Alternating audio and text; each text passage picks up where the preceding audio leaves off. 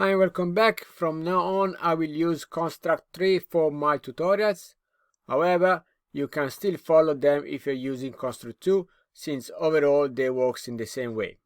For this new series about the gamepad and joystick in particular, it's all the same aside for a couple of minor things that Construct 2 doesn't have. One is the gamepad vibration and the other is the identification of which controller has been connected or disconnected, say basically the first controller or second controller and so on. Let's start saying that with the plug-in gamepad it's possible to use both modern gamepads and old school homemade arcade joystick like this one that I've built. Both works with the same plugin with the exception of the obvious limitation of the joystick, since physically they are missing. This however might vary depending on the hardware you have, like for example the USB encoder and the cable configuration you have created. In my case, the joystick that I have built has 8 buttons and 6 of them are supported by Construct's plugin with the current cable configuration of my joystick. However, if I would change the configuration, I could use the other two too, but I will not talk about this, otherwise we go too much off topic. Let's now see my joystick settings compared to a modern gamepad. So the joystick corresponds to the left analog stick of the gamepad, so this is quite straightforward. The first button of my 6 buttons correspond to the button A, while the second button of my 6 buttons correspond to the B on the gamepad, the third button to the X, the fourth to the Y. Then on the shoulder we have the 5th button correspond to the left side button on the shoulder, and finally we have the last button, the 6th one, that corresponds to the one to the right of the shoulder, right button shoulder. To save time I have already created the whole code, and by the way it's available for the ones that support me on Patreon. You can check the details in the descriptions, so just have a look there and you see anything you might need. First of all, we have here one include for the kerning. It's just to make the test nice, so ignore about this. It's just for the sprite font I use, so forget about this for our code. We have then 2 constants, bullet cooldown and dead zone. Bullet cooldown is just a pause of 0.3 seconds from one bullet to another when shooting, while dead zone is just for the calibration of the stick of our controller, but we'll see this in details later. On the starter layout, I stopped straight away the game, setting the timescale to 0. If you don't know the timescale and you want to know how to pause the game, let it continue, move it in slow motion or fast forward, let me know in the comments and I will make a video about it. So, in a few words, as soon as the game starts, everything goes in pause. Let's try it straight away. And as you can see, nothing's moving and we have this text. Gamepad not found, connect one and press any button to play. Just to make it clear, in reality my controller is currently connected, but for the security reasons that we talked about in the past where we saw the audio plugin, it doesn't work until there is an input from the player side. And in fact, if I press a button on the controller, the game starts and I get a message about the controller type that is connected. This might change, depends on the controller, and can be more or less accurate. For example, in my case, I'm using Logitech Gamepad F310 and recognized as an Xbox 360 controller. The controller has a setting for X input, and in this case it's split in X input. If I change the setting on the back of my controller, you can see that it changes also the type of recognition, how the controller is recognized. And this is quite interesting. I don't know if you're going to use it, but you never know. It's still nice to have. Now I put back the setting as it was before, and we can go back to check our code to see the different type of input that we have done for this game.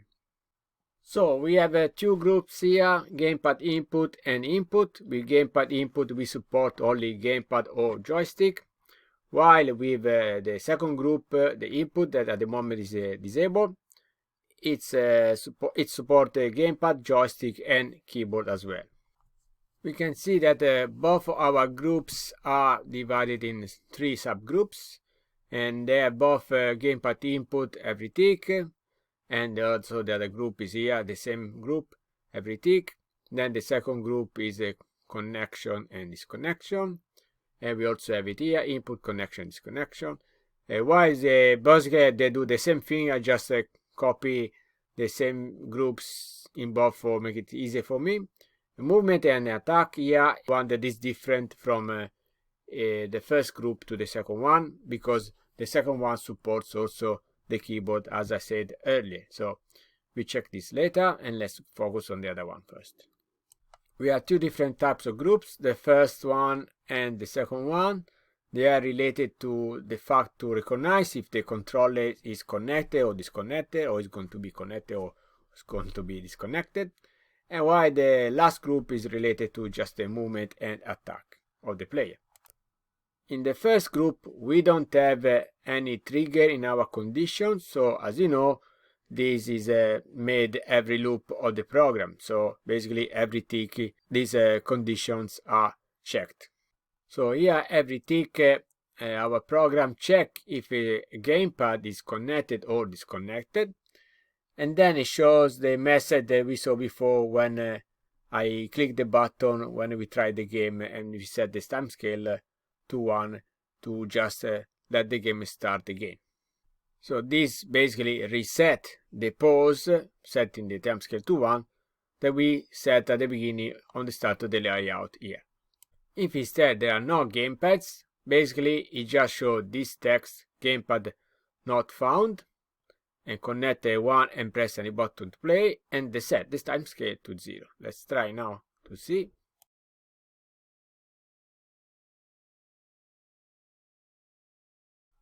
At the moment here the game is playing. I'll try to disconnect and the game pause. Now I'm going to reconnect again so it can make start again. Okay, and now I can see the game start, so it always works fine.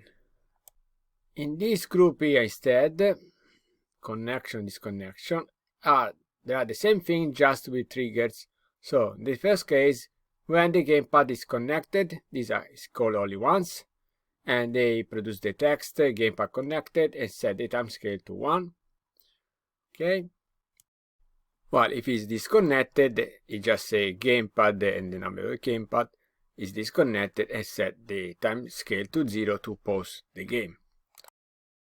Now I deactivate this group and activate the other one, so we can try to see the difference.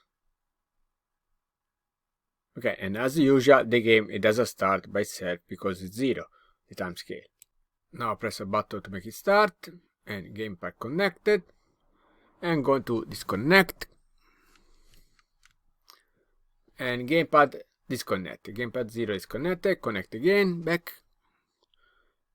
Okay, and now again, gamepad connected. So this is just with the triggers to show how it works. Basically, in this case, I organize in this way. They do both the same thing, but of course you can organize to do different things. Now go back to the initial situation. Okay. If you notice here on the text, which says, I'll make it a little bit bigger for you, gamepad, and then uppercase gamepad.gamepad ID 0 connected. Basically, uppercase is just to make all block letters, because for my sprite font is all block letter, otherwise you can see.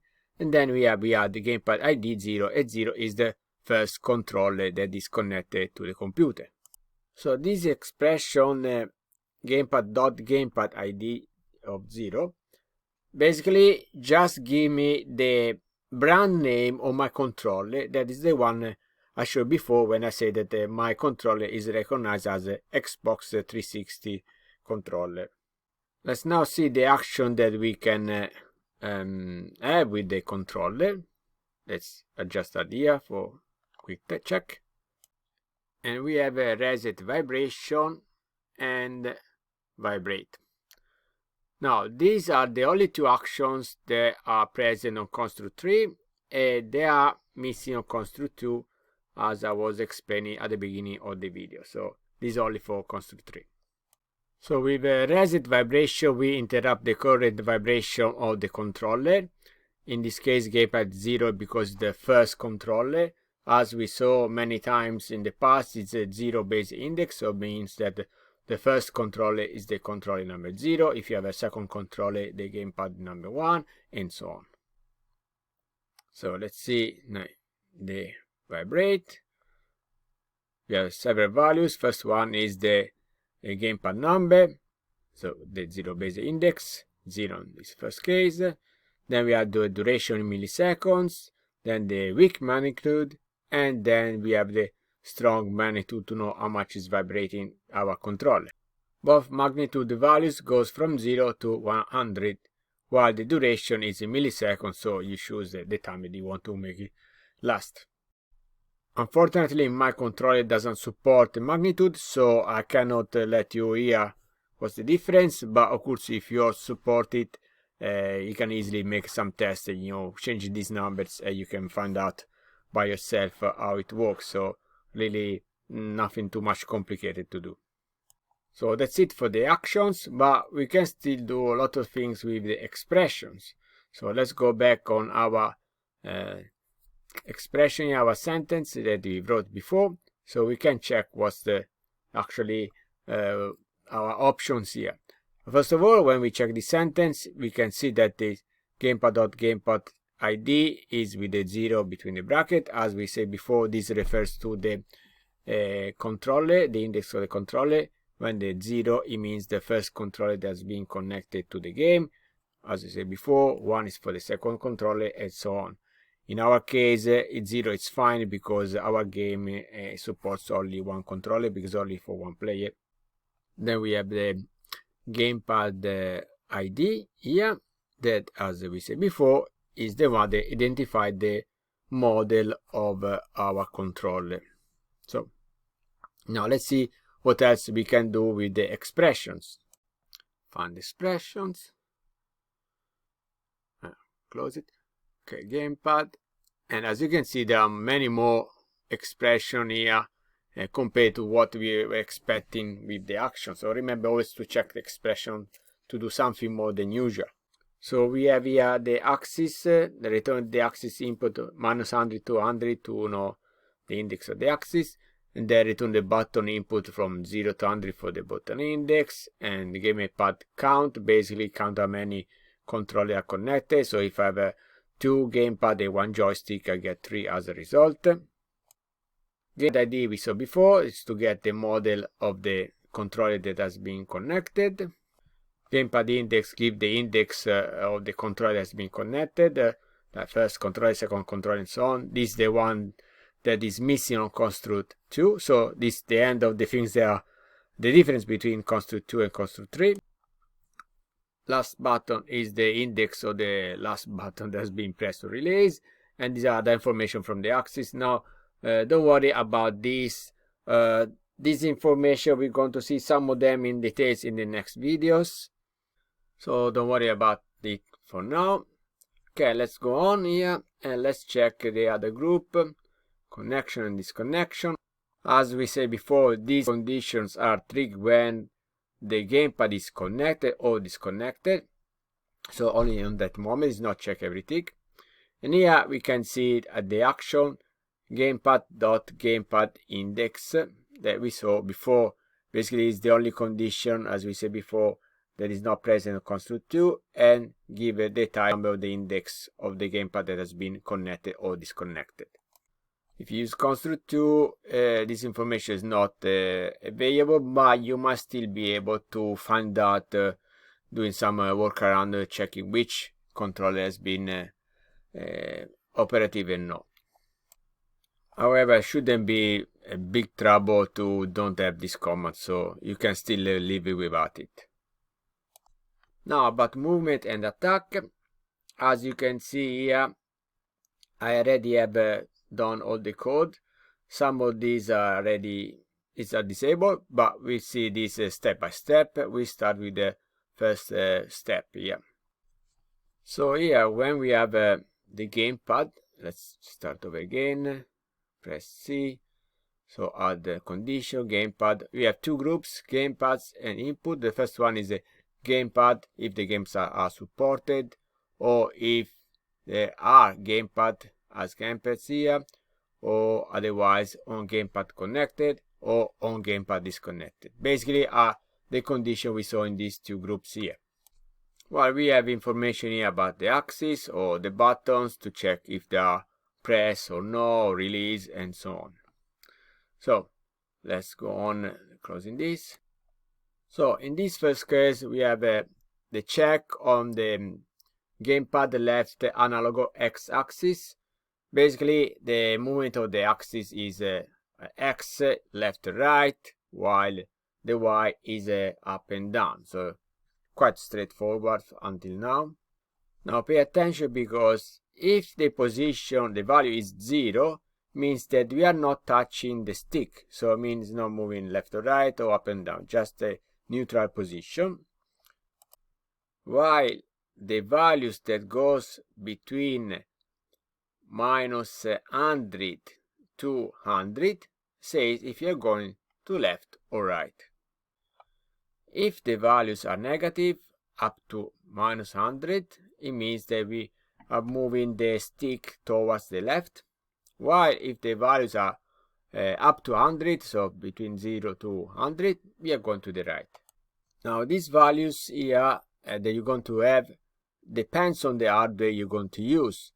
This changes especially if you have a joystick compared to analogic stick. This because the joystick will just go straight to 100 or minus 100, because it has like it's a switch on or off when it's touching the stick, while the analog can have intermediate values, and therefore you can have some games that can accelerate or decelerate, depends on how much you're pressing towards the external part, the stick. Therefore you can also adjust the game to have different results depending on the type of pressure you're going to put on the stick. So the neutral position here is supposed to be 0, the value, but we have this constant that we declare at the beginning, that we can find on top here, that's zone 25, and let's see why now. So in a normal situation, here we would have 0 as a value. If the x-axis is less than, or the gamepad 0 is less than 0, it means that we are going to the left with the stick. This is because anything between minus 1 to minus 100 is towards the left. And therefore, in our current game, that will translate in moving the spaceship towards the left, so pressing left stick. Now, to reach this value here of 0, it's quite hard, because it depends on the hardware itself. For example, you might have some chip controller that is not really exactly precise. You might have maybe like a spring or something of the kind that is pushing a little bit toward one direction.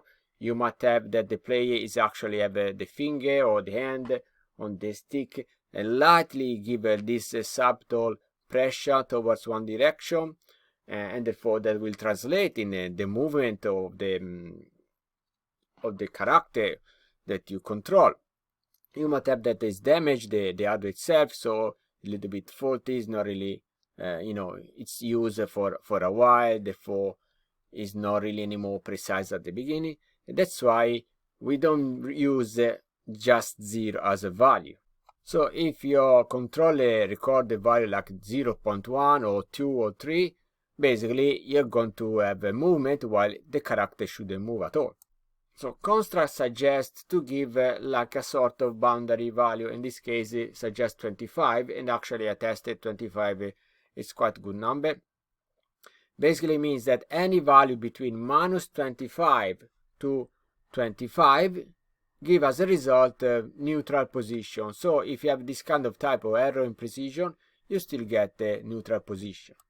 So in this way we have a result where if the player is resting a little bit his hand or the finger on the controller, on the stick, you still have the game in responsive as a neutral position, while if you really want to move the character, you need to put effort and concentration, let's say, to push towards a direction in order to get the result.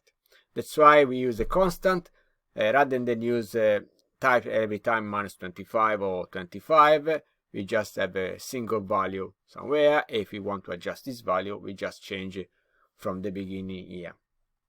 So it's much easier. Another thing you could do is just rather than use a constant, you could use a variable, and therefore you can give in the options of the game the choice for the player to calibrate the controller. In this way they can adjust the sensibility of the controller, and therefore you offer a better improvement for your game, as the player can have these additional options. And as usual, you don't need to type 20 whatever in every line, you just have the single value on the variable. So this, if we for the gamepad 0, using the left analog of the x-axis, the value is anything between -25.00001 and -100, it means that the player has to move to the left using our 8 direction behavior, as you can see here.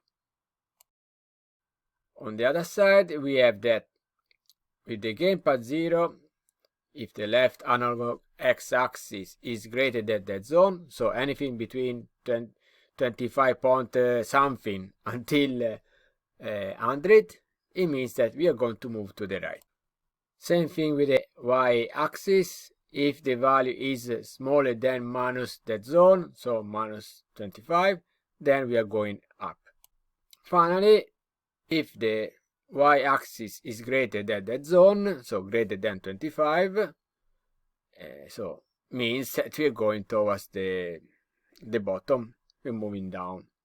So these are our base inputs that we're going to use. Now, if you're going to use a joystick, these are actually the controls that recognize your joystick.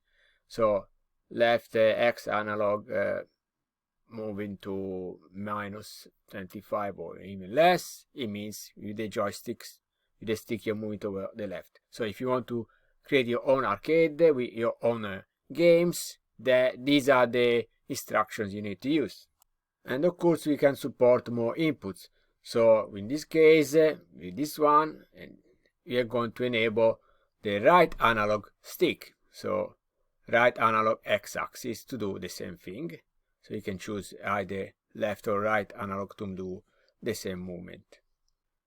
And of course we can add also the D-pad as a support. As you can see here, there are all the options: D-pad up, down, left, right. In this case left. So if someone wants to use the D-pad, you can use D-pad, and it's quite common, especially old style controller. You can have this one, and I remind you that this one of course doesn't support diagonals. So as we have done for the stick, we need to mix two inputs to make diagonal, for example up and left.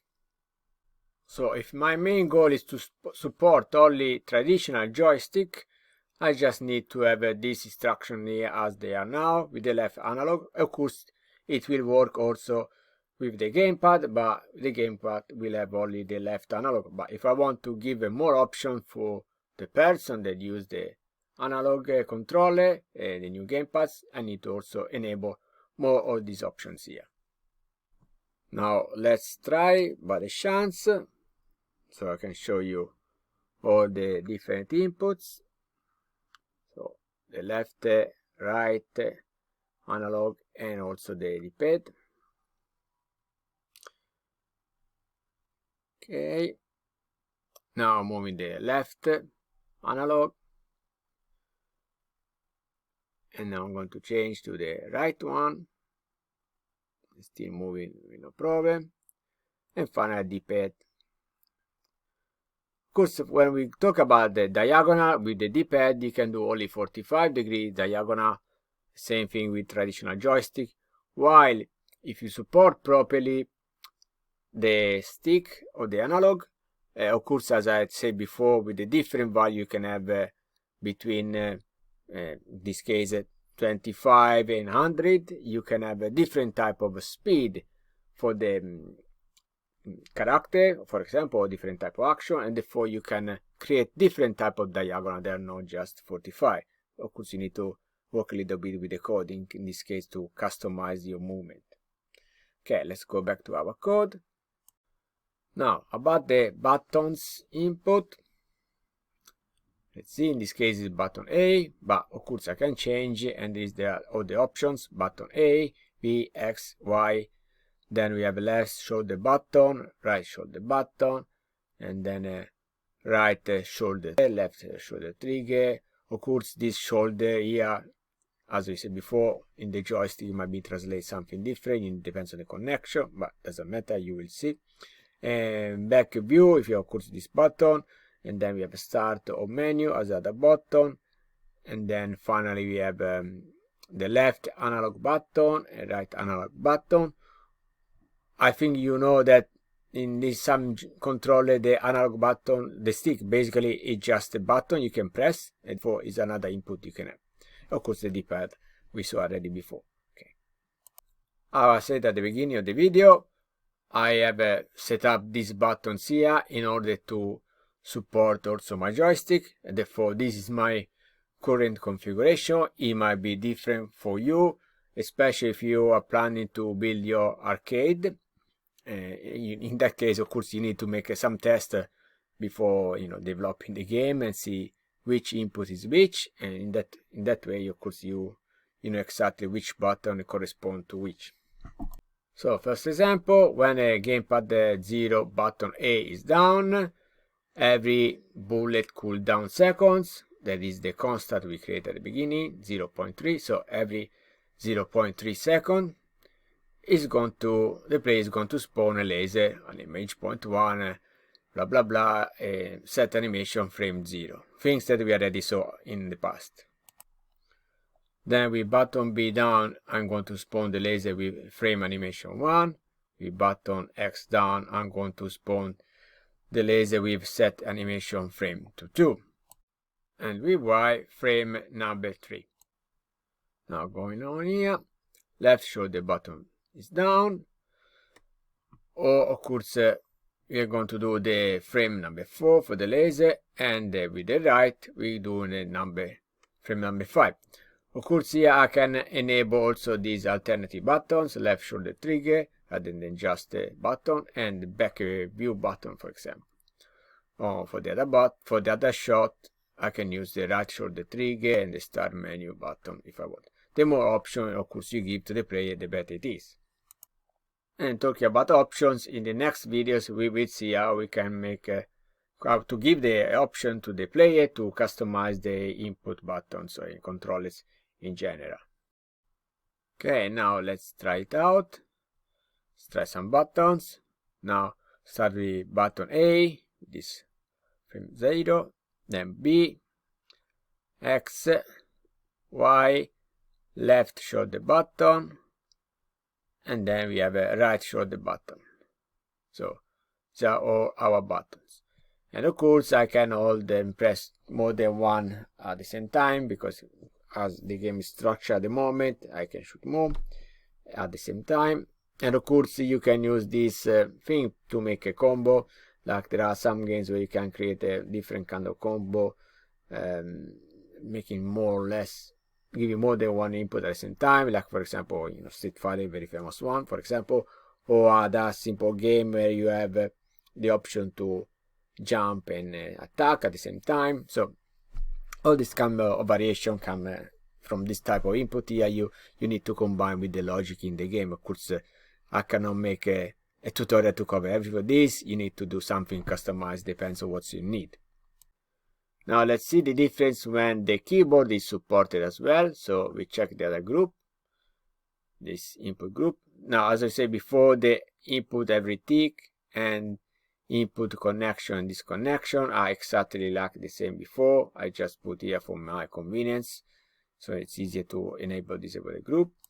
In this group, what we did is just add in the previous input or with the gamepad. All of them are enabled, plus the keyboard one.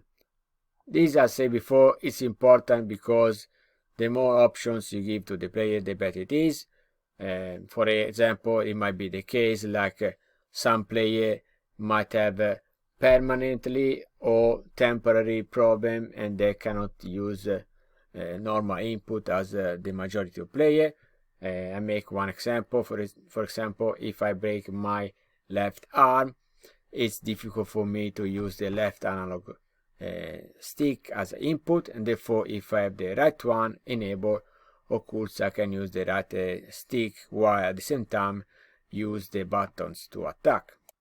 So I can combine the right analog input with the right trigger to attack, so I have movement and attack in the same hand, and I can still play the game, even if a little bit more difficulty, but still it's playable, rather than if I have only the left analog input and the right trigger to attack. Of course you understand that it's much more difficult to play with only one hand.